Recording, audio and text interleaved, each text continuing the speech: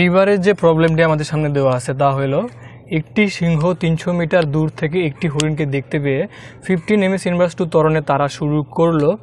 ওই সময় হরিণটিও 50 ms inverse 1 বেগে এবং 10 ms ইনভার্স 2 ত্বরণে যাত্রা শুরু করে, তার নিজের গুহার দিকে যাত্রা শুরু করে। বাঘটি কি হরিণকে গুহাতে পৌঁছানোর আগেই ধরতে পারবে যদি গুহাটি হরিণ থেকে 900 মিটার দূরে হয়? মানে ছবিটা হলো এইরকম, সাপোজ এখানে আমার হরিণ আছে, হরিণের 300 মিটার পিছনে আছে সিংহ। এখানে সিংহ লিখছি, এখানে বাঘ লিখছি।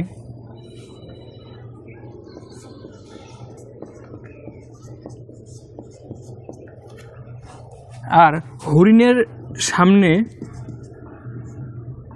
900 মিটার দূরে তার গুহা আছে। সিংহ হরিণটাকে দেখছে, এই হরিণটাকে অ্যাটাক করার জন্য সে 15 ms ইনভার্স 2 ত্বরণে যাত্রা শুরু করছে। এটা কি তার ত্বরণ? এখানে কিন্তু আমি বলি নাই যে সে সাপোজ এত আদি বেগ নিয়ে যাত্রা শুরু করছে, তার মানে হলো এটা এরকম যে সিংহ আগে স্থির ছিল, যখন সে যাত্রা শুরু করছে তখন তার ত্বরণ এত, কিন্তু তার আদিবেগ কত? 0 ছিল। আর হরিণটা যখন এই সিংহটাকে দেখছে তখন তার আদিবেগ ছিল 50 ms ইনভার্স 1, আর তখন তার ত্বরণ ছিল কত? 10 ms ইনভার্স 2। এখন সিংহ ধরতে চাইবে হরিণকে, হরিণ যেতে চাইবে তার গুহার দিকে। এখন এটারও একটা নির্দিষ্ট বেগ ত্বরণ আছে, এটারও একটা নির্দিষ্ট বেগ ত্বরণ আছে। কথা হইল এই সিংহটা কি এই হরিণটাকে, এই যে গুহাতে পৌঁছে গেলে তো হরিণটা সেফ। আমি যদি চিন্তা করি সাপোজ এই সিংহটা এখানে, সাপোজ হরিণটা নাই, সে এই ত্বরণ নিয়ে আর এই শূন্য আদিবেগ নিয়ে যাত্রা শুরু করে এইখানে পৌঁছাতে সময় লাগছে তার, সাপোজ এই গুহা পর্যন্ত পৌঁছাতে সময় লাগছে t1। এবার ধরি এই হরিণ, সিংহটা নাই, আমার শুধু হরিণ আছে। এই হরিণটা তার গুহাতে এই আদিবেগ আর এই ত্বরণ নিয়ে পৌঁছাতে সময় লাগছে সাপোজ t2। সিংহ লাগছে t1, হরিণ লাগছে t2। আচ্ছা, যদি t1 is greater than t2 হয় তাহলে কী হবে? আর t2 যদি গ্রেটার দ্যান t1 হয় তাহলে কী হবে? মানে আমার কথা হলো এইরকম, যদি এই জায়গাতে পৌঁছাইতে সিংহর হরিণের চাইতে কম সময় লাগে, তার মানে কি সেই হরিণটাকে ধরে ফেলবে। আর যদি ব্যাপারটা এরকম হয়, হরিণ তো এখানে পৌঁছাইতেছে কিন্তু এই সিংহটার এখানে যাইতে হরিণের সাথে বেশি সময় লাগতেছে, তাহলে কি সে হরিণটাকে ধরতে পারবে না। তার মানে কি আমাকে জাস্ট t1 বের করতে হবে আর t2 বের করতে হবে, দুটোর মধ্যে কম্পেয়ার করতে হবে। বড় হয় কি ছোট হয় তার উপর ডিপেন্ড করবে আমার আসলে যে সিংহটি হরিণকে ধরতে পারবে কি পারবে না। আমি ধরলাম হরিণের এই গুহাতে পৌঁছাতে সময় লাগে t2 আর সিংহর সময় লাগে t1। তো আমি যদি সূত্রে বসাই, সিংহর জন্য কি হবে? s is equal two ut plus half a t square. আমি এটাকে এ ইউ ধরছি, তাহলে এটাকে আমি হতেছে a প্রাইম ইউ প্রাইম ধরি, কোনো সমস্যা নাই। যদি সিংহটা এই গুহা পর্যন্ত পৌঁছাতে চায় তাকে মোট কত পথ অতিক্রম করতে হবে? তাকে কিন্তু শুধু 900 না, তাকে এই 300 পথ অতিক্রম করতে হবে, এই টোটাল যাইতে হবে। তার মানে এখানে কত হবে? 300 প্লাস 900 মানে 1200 মিটার। যেহেতু তার আদিবেগ 0, তাহলে ইউটি কত হবে? 0 প্লাস হাফ গুণন 15 গুণন টি স্কোয়ার। তার মানে কত?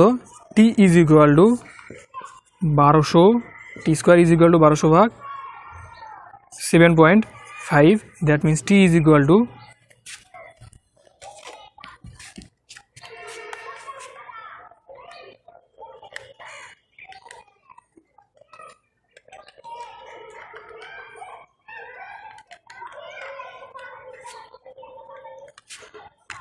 12.64 সেকেন্ড। এবার আমি চিন্তা করি হরিণটার জন্য। হরিণের ক্ষেত্রে কী হবে, আমি ধরলাম সেটা S prime you prime T plus, এটা আমি ধরলাম কত T1, এখানে T1 বসাই, এখানে T1 বসাই, এখানে বসাবো আমি T2, এ প্রাইম T2 স্কোয়ার। তাহলে আমি এস প্রাইম সমান কত জানি, আমি শুধু এই হরিণটাকে এখানে পৌঁছাতে কতটুকু পথ অতিক্রম করা লাগবে, শুধু 900 মিটার। 900 ইজ ইকুয়াল টু আমার এখানে কত আছে ইউ প্রাইম 50 গুণন T2 প্লাস হাফ গুণন 10 গুণন T2 square. 900 is equal two 50 T2 plus 5 T2 square, 5 T2 square plus 50 T2 minus 900 is equal to 0। এখন এইটাকে যদি আমি দ্বিঘাতের সূত্রে বসাই তাহলে আমার কত আসবে, আমি দ্বিঘাতের সূত্র কি জানি, a x square plus b x plus c is equal to 0, that means x is equal to minus b plus minus root over b square minus 4ac ভাগ টয়েচ এ। সেই হিসেবে যদি আমি এখানে 5 T2 square plus 50 T2 minus 900 is equal to 0, এখান থেকে টি বের করতে চাই, T2 বের করতে চাই, that means minus 50 plus minus root over 50 whole square minus 4 into এর মান কত, আমার এর মান আমার হতেছে 5, আমার সি এর মান হবে হতেছে মাইনাস 900, নিচের মান থাকবে 2 into A, that means 2 into 5। এখান থেকে আমরা T2 মান পাবো দুইটা, একটা আমার আসবে 9.31 সেকেন্ড আর আমার আরেকটা আসবে মাইনাস 19.31 সেকেন্ড। আমরা কিন্তু এইখানে এই মাইনাস মানটা নিব না, আমার T2 সমান সমান কত থাকবে, শুধুমাত্র 9.31 সেকেন্ড। এখন আমরা কম্পেয়ার করি, সিংহের এইখানে পৌঁছাতে সময় লাগছে কত 12.64 সেকেন্ড, আর আমাদের হরিণের সময় লাগছে 9.31 সেকেন্ড এইখানে পৌঁছাইতে। তাহলে দেখা যাবে এরকম সিংহ যে বেগ নিয়ে যে ত্বরণে আগাইতেছিল সেই হিসেবে সে হরিণটাকে ধরতে পারবে না, কারণ হরিণটাকে যে ধরবে তার আগেই হরিণটা গর্তের ভিতরে ঢুকে বসে আছে।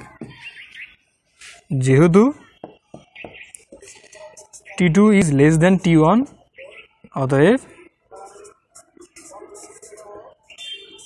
হরিণকে বাঘ ধরতে পারবে না।